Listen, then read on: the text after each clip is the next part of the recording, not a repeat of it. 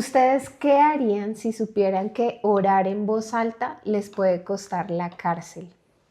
Y esta no es una pregunta hipotética, es literalmente la familia de la que vamos a estar hablando en este episodio. Y bueno, bienvenidos a su podcast Más que un like, donde la lectura y la fe se encuentran. Hoy seguimos estudiando un libro muy especial que se llama El hombre celestial, del hermano Jun, no de Watchman Nee. Ese luego lo vamos a estudiar. Y bueno, este libro de verdad nos voló la cabeza a nosotros hace 6 años Sí. que lo leímos por primera vez. Por eso lo escogimos para este episodio. Y bueno, cuéntanos cómo empezamos el día de hoy.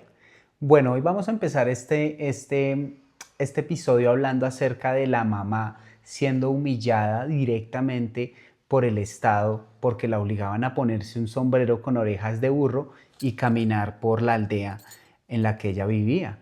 Me imagino que era una situación bastante humillante para esta mujer y todo esto porque simplemente oraba, porque como tú decías en la pregunta del inicio, le costó muchas cosas. Y la primera iglesia dentro de China, la registrada por lo menos, nace precisamente en la aldea donde estaba el hermano Yun.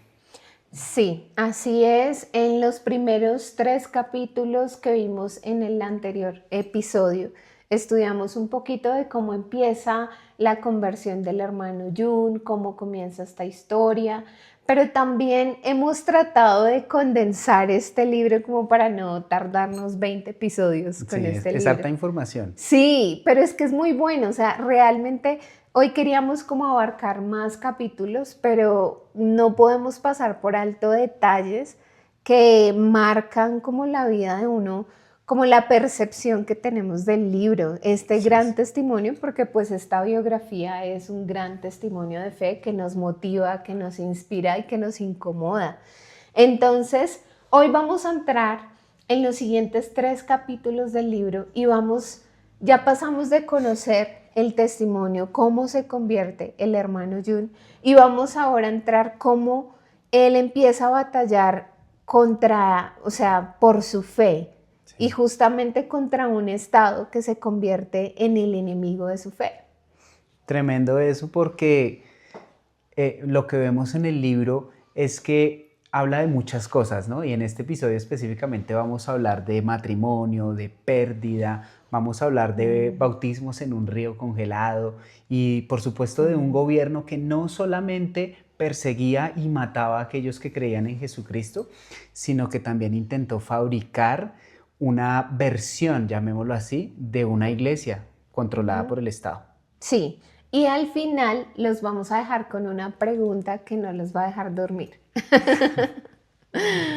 Bueno, empecemos por el principio. ¿Cómo llega la fe a esta familia?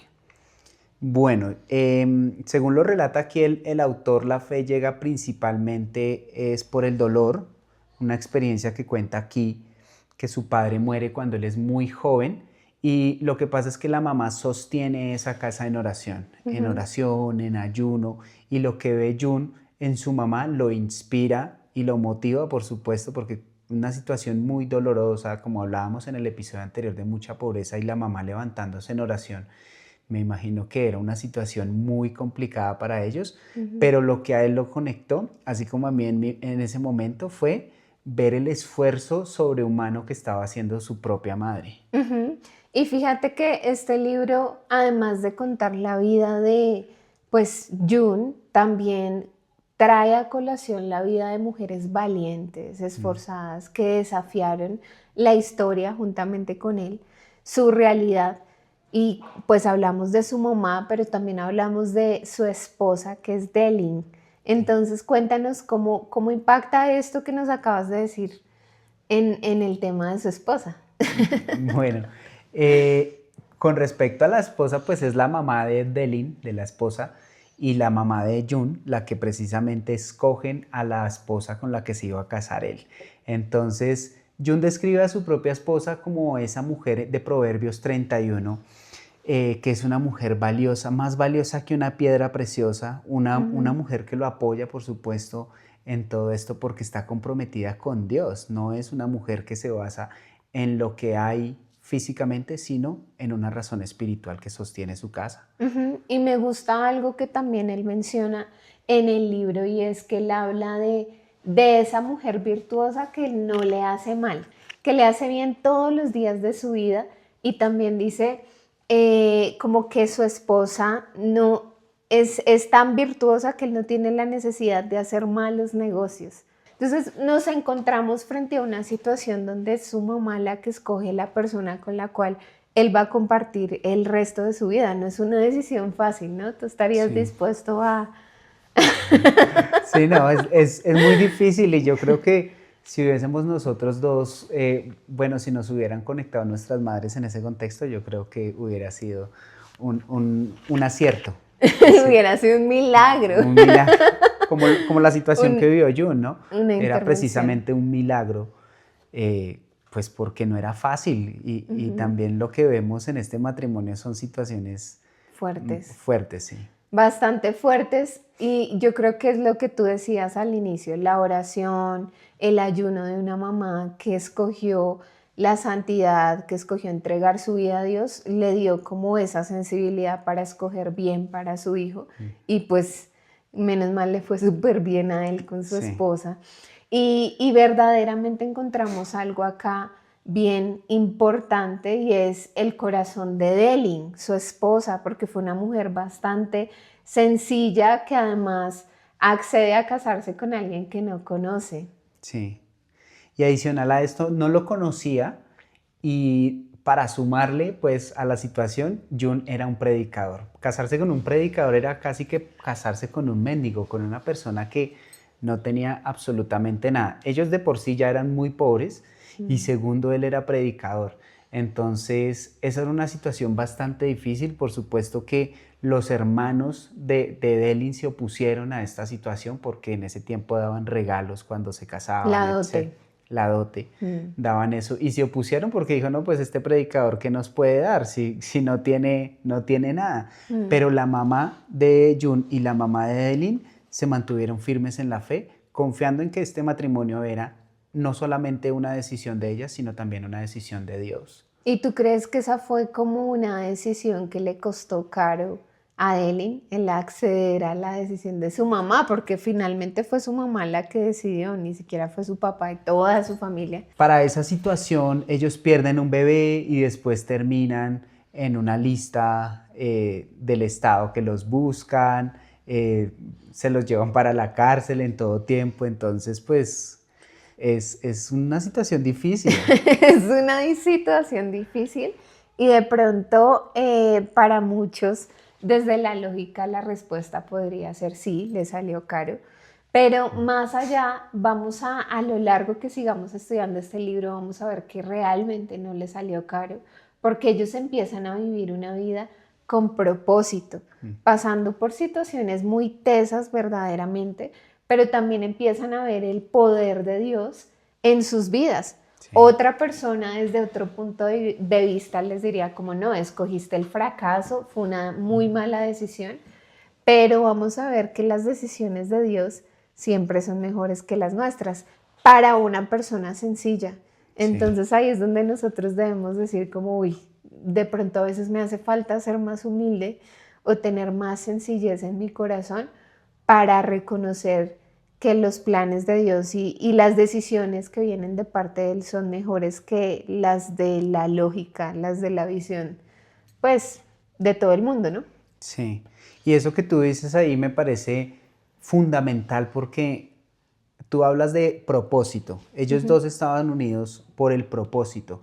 Y hay una imagen que recuerdo mucho de esta parte del libro y es la esposa diciendo que le duele ver a su esposo en las estaciones de trenes, la imagen de su esposo en un cartel como el más buscado, como si fuera un criminal. Y la verdad es que ellos vivieron años sin estabilidad, años predicando el evangelio de un lado a otro, moviéndose por toda China y adicional a eso huyendo del Estado. Entonces, pues creo que si no hubiera sido por propósito, no hubiese fracasado ese matrimonio.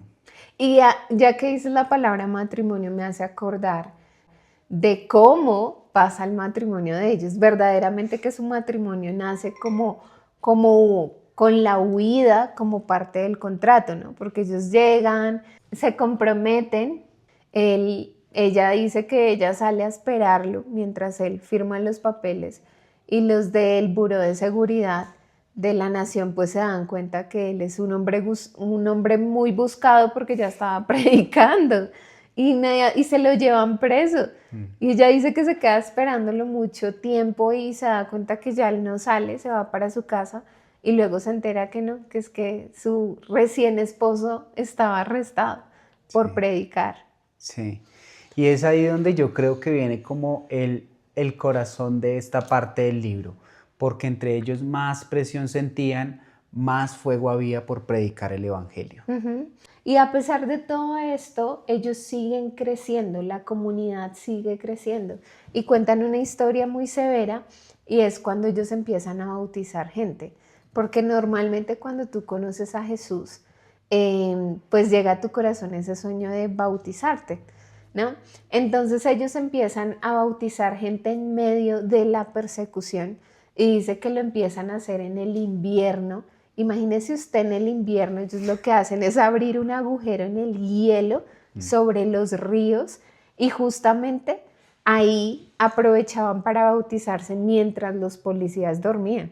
Entonces imagínate, eso suena de locos. De hecho, Delin cuenta que en una de esas es que lo conoce a él, que lo ve a él por primera vez cuando ella va a bautizarse. Justamente es en una de esas noches de invierno. Sí. Y luego eso termina enredada, llegan los del Buró de Seguridad Nacional y bueno, se llevan a muchísima gente presa. Entonces es una situación bastante fuerte. ¿Y sabes qué es lo más impactante? Que él cuenta que muchas veces había personas que decían que no sentían el frío del agua congelada. Ahí es donde verdaderamente uno ve como el milagro y desde Nan, que es donde él pues empieza o nace a su ministerio, empiezan a salir luego misioneros y predicadores para toda la nación de China. O sea, imagínate, es algo muy severo. No Sí. era fácil, no la tenían nada fácil, ¿no? Sí, una situación muy, muy difícil y yo veo que esta situación es básicamente arriesgar la vida por convicción, arriesgarte todo lo que eres, todo lo que tienes por una convicción que está en tu corazón, que es Cristo, por supuesto. Sí, luego él nos cuenta que no es solo como una persecución policial, sino es una persecución mucho más allá, ¿no? Sí. Y me gustaría que tú nos puedas ampliar un poco más esa parte del libro. En uno de los capítulos habla sobre, es una iglesia patriótica, se llama la Iglesia Patriótica de las Tres Autonomías.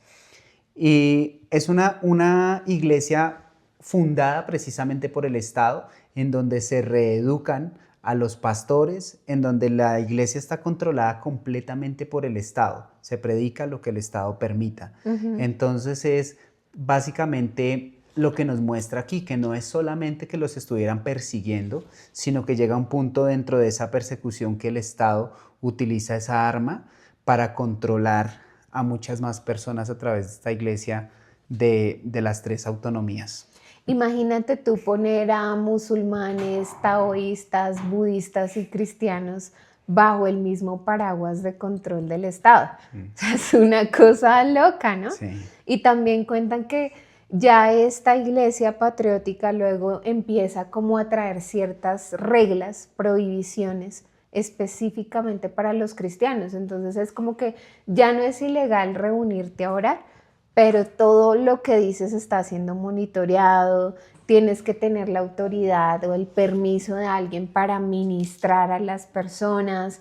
Además, ellos cuentan como que no podían hablar para nada del libro de Apocalipsis, ¿no? Sí. Sí, es una iglesia, como tú lo dices también, que el Estado es el que tiene los ojos puestos en ella, controlada enteramente por el Estado. Me imagino que revisaban también sus discursos, habían ciertas canciones que no se podían cantar, por supuesto el libro del Apocalipsis no se podía predicar, Desalientan el evangelismo, ¿no? desalentando el evangelismo. Entonces es una situación muy difícil por la que ellos tienen que pasar. Por supuesto que ellos no se unieron a esta iglesia, ¿no? Ujú. Sino Sí, que ellos se mantuvieron firmes eh, fuera de las iglesias, fuera de este tipo de iglesia controlada por el Estado. Y ujú. por eso es que a ellos se les empieza a decir que sus casas son casas iglesias. Casas e iglesias. Y de hecho al hermano Jun lo invitaron a esta reunión donde el gobierno reúne como más o menos, creo que eran 120 personas, donde había musulmanes, budistas, taoístas, para ofrecerles como esta iglesia. Y justamente en esta reunión él se da cuenta que no, o sea, que lo que ellos le proponían no podía venir de Dios. Y hay una frase que a mí me quedó así sonando en la cabeza y él la dice después de esta experiencia de tener esta reunión que organiza justamente el gobierno. Y fíjate lo que dice, él dice, la esposa pura de Cristo, es decir, la iglesia, Sí, no la puede controlar un gobierno ateo dirigido por hombres que odian a Dios. sí. Y yo creo que esa es la máxima, podríamos decir, que queremos que se lleven dentro de este bloque. Si se quieren llevar una idea, que sea precisamente esa.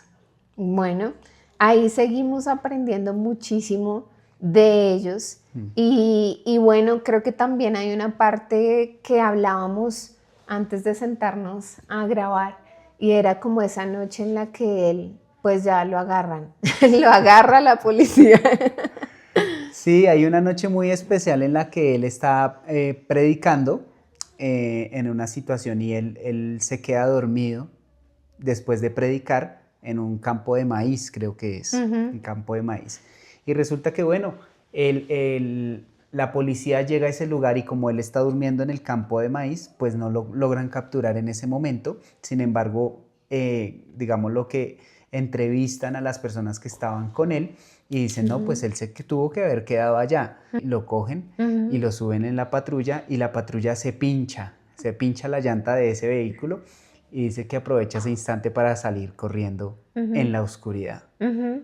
Sí, finalmente luego se lo llevan a la cárcel, le hacen, creo que es en otra situación, en Mm. otra ciudad, y allí le hacen toda clase de torturas, de verdad, justo en el lugar donde lo atrapan, por decirlo así, había una cruz y ellos, los del buró, bajan la cruz, se la amarran a la espalda, lo hacen caminar casi que arrastrado por toda la ciudad. La gente pues cristiana empieza a llorar de verlo a él en esta situación porque pues ellos lo defendían como un hombre bueno, realmente no había hecho nada malo contra ninguna persona, pero de verdad el trato es tenaz. No vamos a entrar en detalles porque sí es un poco fuerte, ¿no? Sí, Pero me impacta muchísimo que ya él se lo llevan a la cárcel y en ese momento vienen dos palabras a su mente. Recordemos que al principio él no tenía una Biblia, entonces cada oportunidad que él tenía de memorizarse la Biblia lo hacía porque él no podía salir a predicar con la Biblia debajo del brazo, sino era memorícese lo que se sabe, lo que va a hablar. sí, Y dice que en esa noche oscura donde él ya se veía como, ya estoy en la cárcel, no hay ninguna manera de salir de acá, vienen dos palabras a su mente. Y una está en Primera de Pedro 2:21, que dice, ustedes fueron llamados para esto, porque también Cristo sufrió por nosotros, con lo que nos dio un ejemplo para que sigamos sus pasos. Y luego él ve como una oportunidad justamente de la Biblia donde Pedro está en la cárcel y Dios lo saca de la cárcel. Y él como que Dios le da la fe, la misma fe, si Dios lo hizo con Pedro, lo va a hacer conmigo. Y viene otra palabra que dice Isaías 30:20, aunque el Señor les hará comer un pan de sufrimiento y les dará de beber agua de angustia, nunca más se les quitarán sus maestros, sino que los verán con sus propios ojos. Entonces oirán ustedes decir a sus espaldas estas palabras, este es el camino, vayan por él, no se desvíen ni a la derecha ni a la izquierda. Y cuando él piensa en esa palabra, ve la oportunidad de volarse sí. y se pasa de la cárcel, pasa al lado de todos los guardias y es como si no lo vieran. Llega un momento donde trepa una pared que tenía el borde de vidrio y él cuenta que fue un milagro como él salta esa pared sin caer como a un pozo séptico, ¿no? Y es muy loco. Y yo creo que lo que habla aquí no es porque él fuera un escapista o estuviera haciendo algo ilegal, sino que básicamente pues lo cogían era por situaciones en las que el Estado quería eliminarlo. Entonces él sabía que si seguía dentro de ese lugar iba a morir.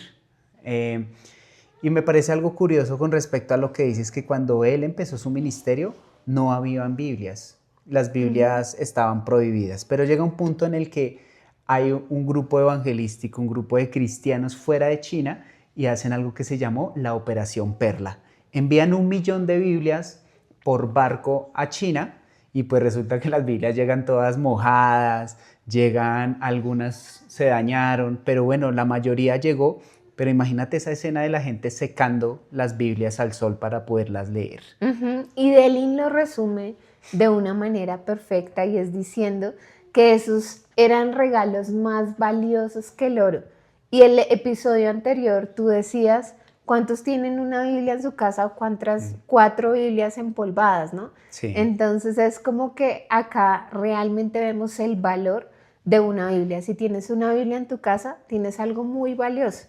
Y creo que es momento de que la desempolves y puedas estudiarla. Si tuviéramos que quedarnos con una sola idea de estos capítulos, estos 3 capítulos, ¿qué sería?